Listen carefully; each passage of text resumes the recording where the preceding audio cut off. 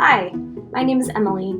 I am an undergraduate student at the Stamp School of Art and Design here at the University of Michigan, and I'm here today with College of Literature, Science, and the Arts student Maya Yu.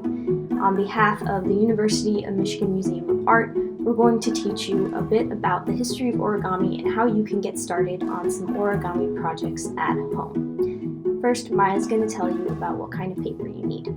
So I'm going to be using double-sided origami paper. I find that for demonstrations, it's useful for you to be able to distinguish between the two sides. So I have 2 pieces of regular and several smaller ones. You can use any paper, though, that's not too thick. So you could use printer paper. I particularly like Post-it notes for the modular origami, especially these little square Post-it notes.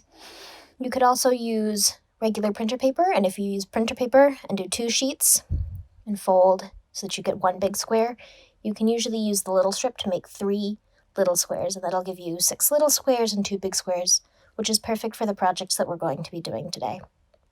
While you're getting your paper set up, let's talk about the first 2 projects, which are both traditional types of origami. Origami began in Japan and developed from processes of ceremonial paper folding that had come along with the advent of paper brought in from China. In the 1600s, during the Edo period in Japan, which was this big creative bloom, people started folding paper as more of a craft, and it soon became a fun and popular common pastime for people to do origami. These traditional types of origami usually drew from natural forms in the world around us, like plants or animals, and one of the projects that you are going to do today, a butterfly, is one of the oldest known patterns of origami that we have. These butterflies were usually used to cover open bottles or adorn vases or boxes. The other project that you're going to do is going to be a masu box, which was traditionally a wooden square used for measuring things like rice or liquids. So the first thing that we're going to make is we're going to make a butterfly, and we're going to start by taking our paper and we're going to put it the pattern side down on the table, whatever pattern you want on the wings. And we're going to first fold it diagonally along both diagonals. Make sure that you line up all of the corners for a really crisp, clean fold, and press really firmly and run your finger along any creases that you do.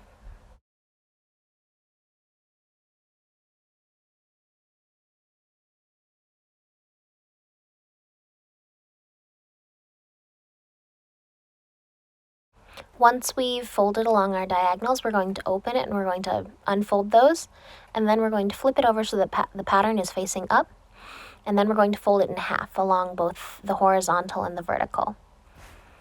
Again, being very careful to line up all of our edges and pressing firmly.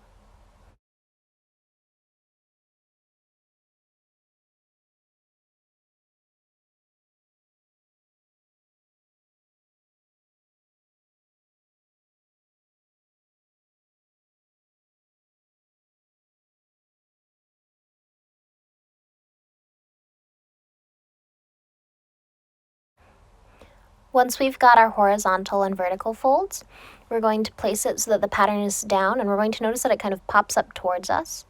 So what we're going to do now is we're going to push down in the middle, and when we do that, we'll see that it will kind of pop with the edges towards us. And so I'll do that again.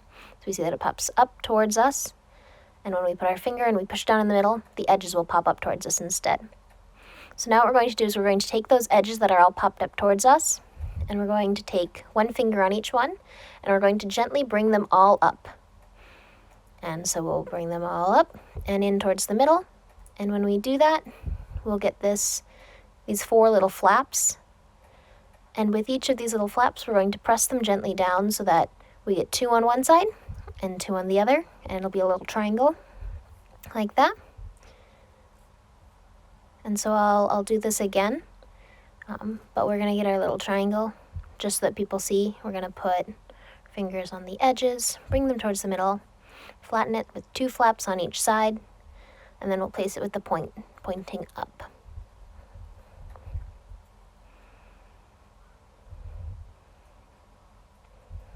So now we're going to bring the top of that point down just a little bit past the bottom of the triangle.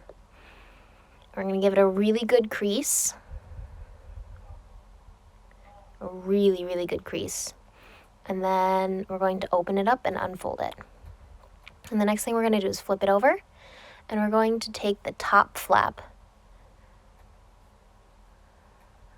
on the right side first. We're going to bring it up and touch it to the top of the triangle. So just the top flap, leave the bottom one down. We're going to bring it up and make that a nice good crease, fold it till it's all flat. We're going to do the same thing on the other side on the left. Bring that point of the top flap up to the top of the triangle, press it flat. And so this is what it should look like. Now we're going to keep those flaps kind of there, and we're going to flip it back over. And now we're going to bring our point back down along that same crease.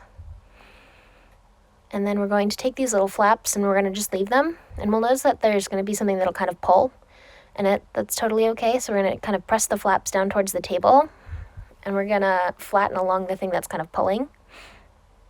So you can just kind of use your finger and kind of squish it down. And we're going to do that on the left side as well. So hold it against the table. There's that little thing that pulls. Here, I'll bring it closer. And I'm going to just gently flatten that. And so now we'll get the wings of the butterfly. Now we're going to make the body. So we've got our wings. And so the first thing that we're going to do to make the body is we're going to start by folding it in half. Just like that. And then this part is going to be a little tricky, so I'll do it over and over a couple of times. So once we've got it folded in half, we're going to pinch it with one hand, pinching the body, just like that.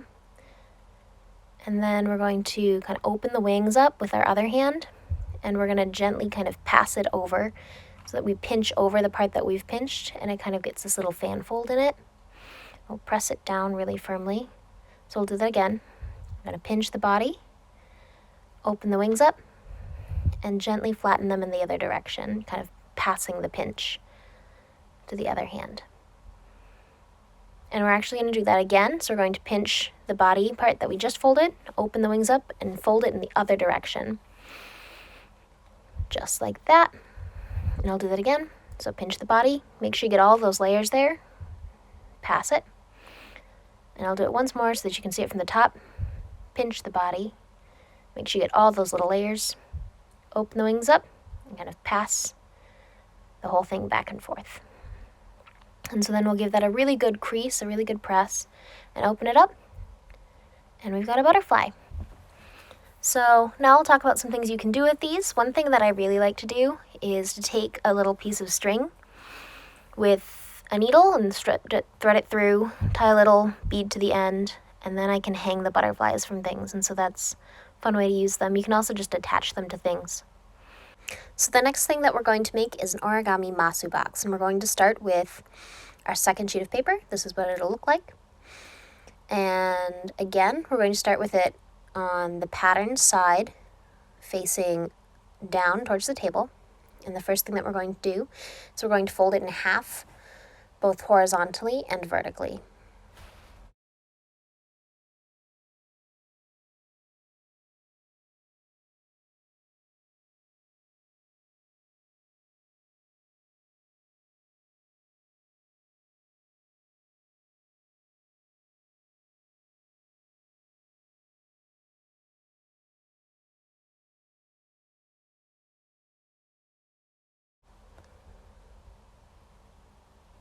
So now we've got it opened up, and we're going to bring all of the corners into the middle.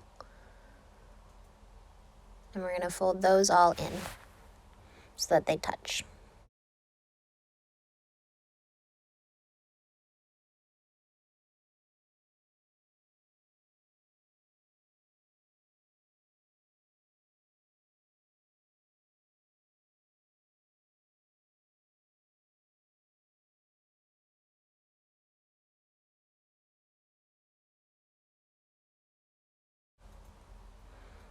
So now that we've got all of these corners in towards the middle, we're going to decide on the height of the box. And so we're going to do this. We're going to make a box that's by bringing the top edge or the side edges all into the middle. So we'll do the side ones first. And we'll bring them in so that they touch that middle, which is marked by where all of those corners meet. And we'll give those a really good press because these are going to be really important. And we're going to open them up once we're done. And bring this other side in, give it a really good press. This is determining the height of the side of the box, and so if you want to make your box a little bit taller or shorter, you can fold them more or less towards the middle. We're going to do that with the top and the bottom edges too. So you can see that this is how tall the box is going to be, and so if we were to go a little more, a little less, that will make our box, deeper or shallower. And so now we've got this, and we're going to now kind of open it up, and we're going to open up the two sides completely. And then we're going to refold that top and the bottom edges towards the middle along that same line that we already made. A really good crease. And it'll look like this. And then we're going to open it up and kind of like stand the sides up so that they are like the sides of the box that will look like this as well as you can. And so now this part's kind of tricky. We're going to make the other two sides, and so what we're going to do is we're going to take two fingers, we're going to kind of stand it inside the box. We're going to pick up one of the flaps, and it'll look like this. And when we bring it straight up, what should happen is it should kind of fold in. And so you'll see that it kind of does that along those little lines that we've already folded. Sometimes it won't do it perfectly, and so you'll see like you want it to fold perfectly. It might not, so you can kind of use your finger just like that to kind of straighten it. And then it'll kind of come up, and we'll see that those are at the height of the rest of the sides of the box. So there's this little like flap, and what we're going to do now is we're going to bring the rest of the flap kind of over the top of it. And then we're going to kind of press it inside of the box to make the wall, pressing along the top seam there. So I'll unfold it and refold it so that you can really see what's going on.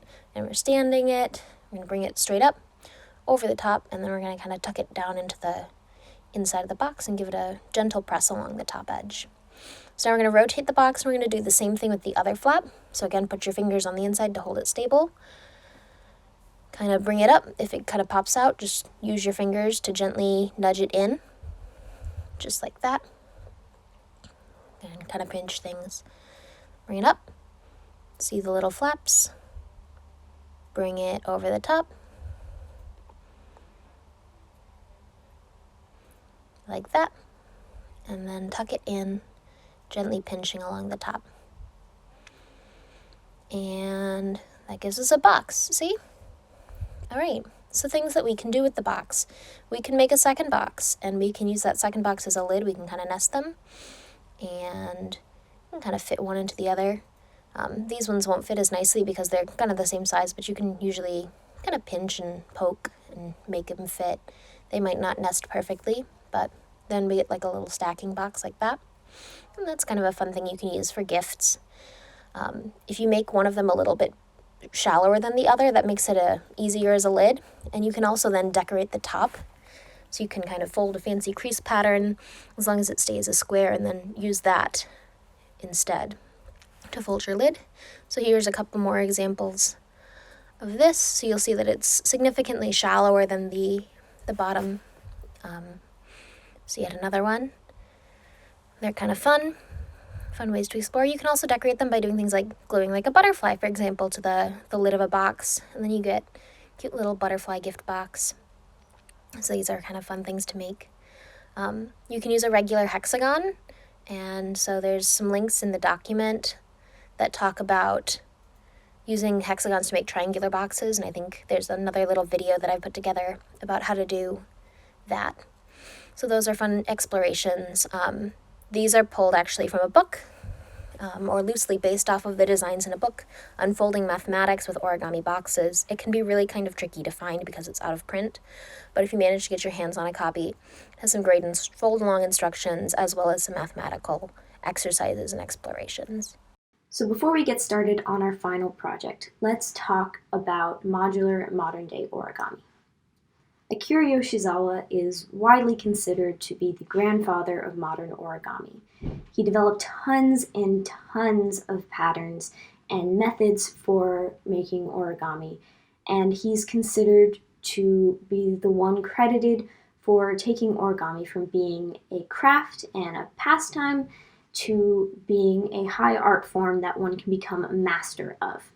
One of the processes he developed was wet folding, which was taking damp pieces of paper to fold origami with in order to make the creases smoother, rounder, and easier to mold together. As origami has become more popular, it's also become more popular among mathematicians and scientists. Robert Lang, for example, is both a master origami artist and also a physicist, and he's taken the knowledge that he's learned in origami and applied it to his field. One of the many things that he's created is a system of airbags that uses principles he's learned in origami to take a large surface area and compress it down into a small space to fit in cars. Your final project today is going to be a Sonobe unit, which is a small unit of modular origami that can be put together with a bunch of others of the same unit to make things that are much bigger and much more complex. It's like Lincoln Logs or Legos. You take something really small and you put it together with a lot of other small pieces, and you can make things that are really cool and really unique. So let's get started. So now we're going to talk about modular origami, and we're going to make a Sonobe unit. So that's what this little pink kind of parallelogram-y thing is, and we're going to make 6 of them and talk about how we can connect them. So we'll start by making one, and we're going to use like a little square of paper, and just like all of the rest of these, we're going to start with it face down. And now what we're going to do is we're going to start by folding it in half, kind of along the horizontal, and we're going to give it a really good press, a really good crease, and then we're going to open it up. And the next thing we're going to do is bring our top and bottom edges up so that they meet along that middle line that we just creased. Really good press, and another really good press, just like that. And so now we're going to fold 2 little squares, kind of. So we're going to fold it so that the side edge comes up to the top and make like a little triangle. And we're going to do the same thing on this so that we get that left edge along the bottom. And now we get a little parallelogram. Give it a good crease. And then we're going to actually unfold that, and we're going to unfold it completely. And what I'm going to do next is kind of going to show you what things are. So I'm going to actually draw the little line so that I'm talking about so you can see it better. So we've got this little diagonal right here. And we also have a little kind of straight line here and another little diagonal here, and these are going to be important. So the first thing we're going to do is we're going to fold up along the first diagonal that I marked. Then we're going to fold back, kind of like an accordion, with this little flap along that straight line that I had talked about. And then finally what we're going to do is we're going to fold along that little tiny diagonal, and we're going to kind of squish it down, and we'll get this kind of nice little pattern here. Then we're going to fold this little corner down along the diagonal that's already there, and we'll be able to fold it over like this. So now we're going to rotate it. We're going to open up that top little flap there, and again we're going to do that same thing. So I'll mark the diagonal, and you don't have to mark them. I'm just wanting you to see what I'm talking about. So we're going to fold along the first diagonal first, and we're going to kind of tuck this whole flap under this top flap, and then we're going to fold back along that little vertical line, and then we're going to press along that final diagonal, and then we're going to fold this top little corner and fold that in. So when we flip it over, we can see that it's sticking out of the parallelogram. So we tuck it in, give it a good little crease, and then what we're going to do is we're going to flip that whole thing over, and we're going to fold it with this corner. We're going to bring it across, and we're going to bundle it all into like a little square first. So we're going to do the same thing then on the other side. So again, bring that across, and then bring this one across. Give them really, really good little crease. So get this little square, and then we're going to take those 2 flaps that we've just folded. We're going to fold along the little diagonal that comes with along where they meet. We're going to kind of fold it backwards away from away from them like that. Give that a good little press. And we open it up, and we're done. So now I'll fold 6 more, and you can slow this down and fold along, or you can just watch.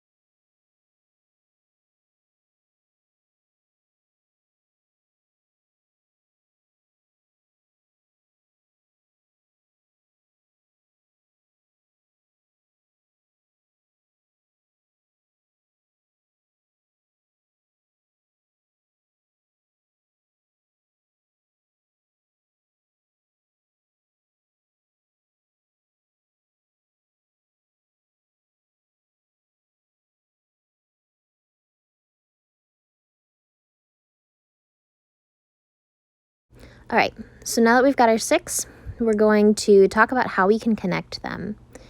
And so the first thing we're going to do is we're going to take 3 of them, and we'll talk about connecting 3, because this is the base unit that's used in Sonobe Modular Origami with this particular unit. So we'll take 1, and we'll see that there's these little flaps, and there's like a one that we're going to go over, and then there's one that we're going to go kind of under and into this little pocket. So we'll take this other one, and we see that it has this little flap, so we're going to over, under, and kind of hold that in place while we rotate, and then we're going to take another one, take the little flap, over, under, and then we're going to take this last flap, and we're going to finish that off. And you might have to like kind of loosen the whole thing a little bit in order to get this one, and that's okay. You kind of open, over, under, kind of squish it together, and you get this little triangular pyramid with these 3 little flaps that come off it. And so now we're going to fold it into a cube. So to give an example of the things that this is a cube. So you can see kind of that's what we're going to make next, but you can connect more units. So this is 12 units, makes this. And if you're really, really ambitious and want to devote a lot of time to making these little units, you can connect 30 of them, make something like this. These are kind of fun to make. So we're going to start with a base 3 to make our cube, and we're going to connect the other 3 to finish it off. So we're going to kind of come and rotate, and we're going to see that one of these little things is going to become the corner.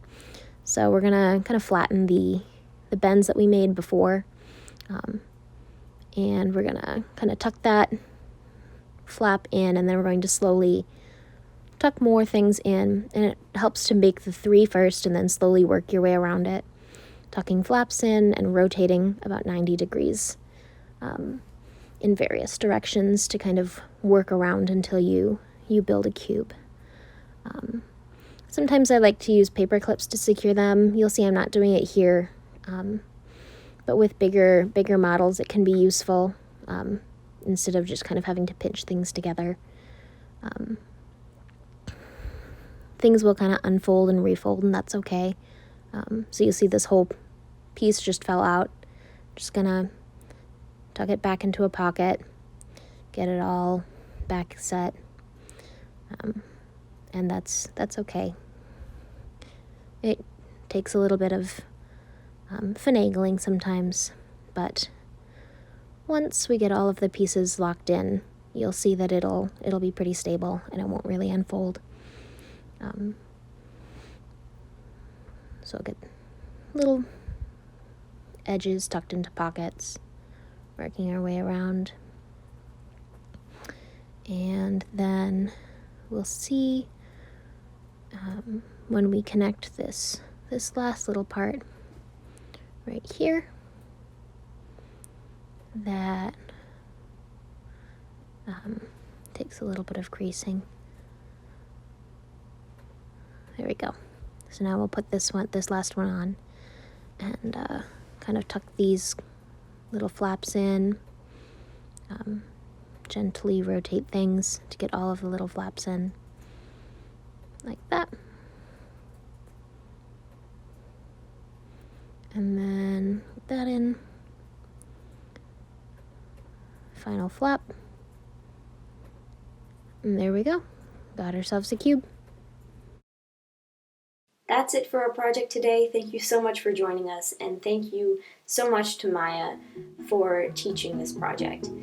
If you want to revisit these origami patterns at any time, Maya has made a document with step-by-step instructions and photos that you can reference to fold along in the future. If you want to see any past family art studios, you can go to the UMMA website and see those recordings, as well as see what we might be offering in the future. Thank you again so much for joining us, and have a great rest of your day.